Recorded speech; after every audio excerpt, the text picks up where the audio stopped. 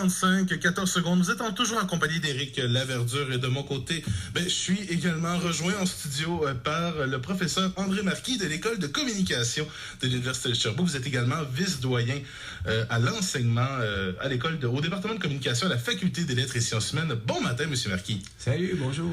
Alors ce matin, M. Marquis, on va parler de discours, on va parler de plein de choses, on va parler surtout d'éloquence, parce que en fait, vous venez nous parler ce matin de la participation de l'Université de Sherbrooke au concours d'éloquence Délie ta langue. Alors, tout d'abord, en quoi consiste le concours Délie ta langue, M. Marquis? Alors, c'est un concours assez génial. Les étudiants doivent faire une vidéo de 5 minutes à partir d'une expression française, donc expliquer la source, le sens de cette expression-là, puis faire un lien avec un sujet d'actualité. Et donc, ils doivent déclamer leur texte et puis soumettre ce texte-là au concours d'éloquence. Et quels sont les plus grands avantages pour un étudiant en lien avec la participation à ce type de concours-là, d'apprendre à bien s'exprimer? Je te dirais, dans à peu près tous les programmes de l'Université de Sherbrooke, dans les finalités de formation, il y a toujours un petit aspect qui est développer les compétences écrites et orales, peu importe le domaine dans lequel tu étudies. Donc là, il y a une occasion en or d'expérimenter ça sur un sujet, évidemment, de son choix. Et donc, les étudiants, ça prend pas trop de temps, à mon avis, et ça permet justement de vivre une expérience on le veut un peu sur le professionnalisant dans la mesure où on veut pas savoir si vous êtes des acteurs, si vous êtes bon pour déclamer des textes. Ce qu'on veut, c'est être capable, dans le milieu professionnel, de faire une présentation sur un sujet éventuellement dans lequel vous allez travailler. Donc, ce qu'on veut, c'est vraiment ça. Donc, les étudiants doivent d'abord composer un texte parce qu'ils doivent le déclamer par la suite. Et donc, on développe ces deux compétences-là. Puis, je pense que c'est une occasion unique de voir où on en est concernant ces compétences-là. Ben oui, effectivement, parce que de toute façon, dans n'importe quel milieu professionnel, qu'on soit avocat ou qu'on soit chercheur, on va devoir présenter des choses devant un public et c'est mieux de se pratiquer déjà à l'avance que d'avoir le trac arrivé à 37 ans, ta présentation devant ton patron ou quelque chose comme ça. Là, ouais. Ou des clients, que tu es informaticien puis que tu dois vendre un système quelconque, tu es capable de t'exprimer. Puis effectivement, les premières fois, c'est un petit peu stressant, mais avec l'habitude, ça s'améliore. C'est plus facile, effectivement. Et est-ce que le concours s'adresse à des étudiants seulement avec un cheminement académique particulier comme en communication? Ou bien ça touche, comme on vient d'en parler, ça touche tout? C'est tous les étudiants de premier cycle, certificat, baccalauréat, donc la consigne, c'est d'être au premier cycle, donc et peu importe le domaine. Et c'est la première, comme on en parlait hors micro, c'est la première participation de l'Université de Sherbrooke à ce concours qui est organisé par l'Université de Montréal. Exactement. Eux, c'est leur 4e édition, je pense, et c'est la première fois qu'ils nous invitent. Donc, on a répondu rapidement à cette invitation au cours de l'été, juste avant les vacances. Moi, j'ai reçu un courriel de la secrétaire générale de l'université pour dire est-ce qu'on a un intérêt à participer à ça? Alors, j'ai regardé le concours, je ne le connaissais pas. J'ai dit, mon Dieu, oui, quelle occasion en or! Au lieu de parler de pandémie puis de problèmes, puis d'enseignement à distance, les étudiants vont pouvoir plonger dans quelque chose qui les intéresse parce que là, ils ont l'entière liberté de choisir l'expression de leur choix. Donc, et de faire le lien avec l'actualité qu'ils veulent.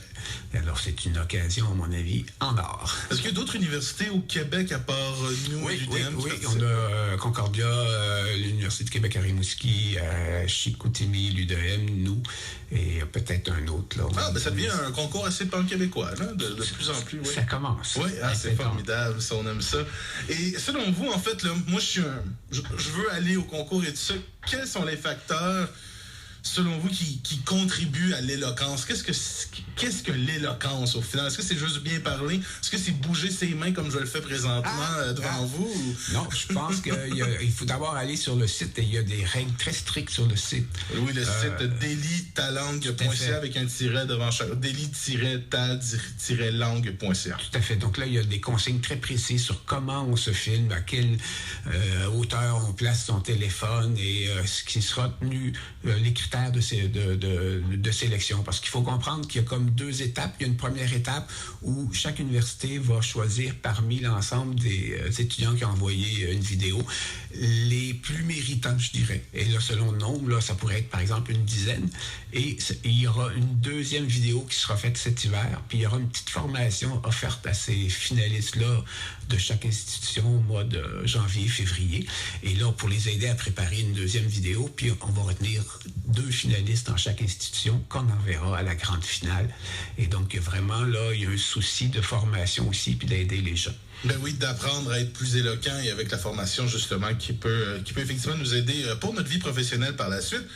Puis, en même temps, avec la popularité grandissante des réseaux sociaux comme YouTube et TikTok, l'éloquence, c'est pas juste pour l'école ou le monde professionnel, ça peut être aussi juste apprendre à bien s'exprimer.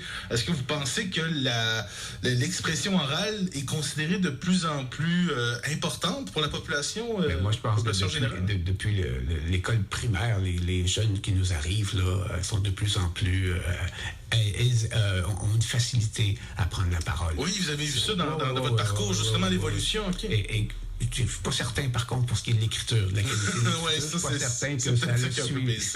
certain que ça a suivi le même rythme. C'est-à-dire qu'il y a plus de gens qui savent mieux écrire qu'il y a 40 ans, ça c'est sûr, parce qu'on a démocratisé l'enseignement. Donc là, mais ce qui est intéressant avec le concours, c'est qu'il faut de toute façon que tu rédiges un texte. Tu peux pas improviser. C'est pas de l'improvisation de 5 minutes. Il faut que tu aies prévu un texte, un scénario. Donc, tu vas faire...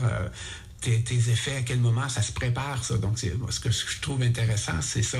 C'est de réfléchir à qu'est-ce qu'on veut dire, comment on s'y prend. Et ensuite, là, c'est une question de ton. Est-ce qu'on veut être plus humoristique? Est-ce qu'on veut être plus professionnel? Comment on veut jouer ça? On peut aller dans les émotions ou pas? Donc, il faut voir comment on veut structurer. C'est quoi notre objectif?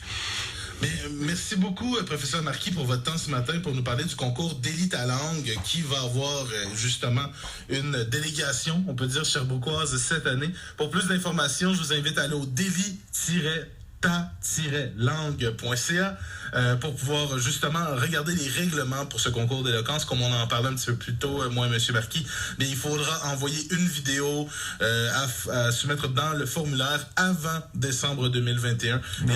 Novembre 2021. Ça vient vite. Je regarde un petit peu plus tôt, justement. Alors, c'est ça, c'est la sélection des concurrents et des concurrentes qui va être en décembre 2021. Allez vous inscrire à ça, c'est une expérience formidable et en plus, vous avez de la formation avec ça. Alors, c'est encore mieux. Merci beaucoup, professeur Marquis, pour votre temps ce matin. Oh, de rien, au revoir. Alors, de notre côté, on s'en va en publicité. Il y a également Corias, ce qui s'en vient, avec Fouki, avec tout ce qui vaut. Vous êtes toujours au 7 avec Claire Verdure, le 7h52. Ouais, des pubs, c'est plat. Mais les nôtres sont